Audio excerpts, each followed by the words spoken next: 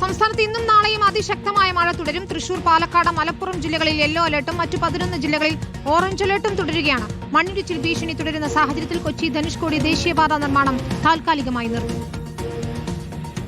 സംസ്ഥാനത്തെന്നും വ്യാപക മഴയാണ് ലഭിച്ചത്. കേരള തീരം വരെ വ്യാപിച്ചു കിടക്കുന്ന ന്യൂനമർദ്ദപാത്തിയുടെ സ്വാധീന ഫലമായാണ് മഴ. ശക്തമായ മഴയെ തുടർന്ന് കോട്ടയം, ആലപ്പുഴ, എറണാകുളം, വയനാട്, കാസർഗോഡ് ജില്ലകളിലെ എല്ലാ വിദ്യാഭ്യാസ സ്ഥാപനങ്ങൾക്കും ഇന്ന് അവധി പ്രഖ്യാപിച്ചിട്ടുണ്ട്. കോഴിക്കോട് ജില്ലയിലെ വടകര, താമരശ്ശേരി താലൂക്കുകളിലും വിദ്യാഭ്യാസ സ്ഥാപനങ്ങൾക്ക് അവധിയാണ്.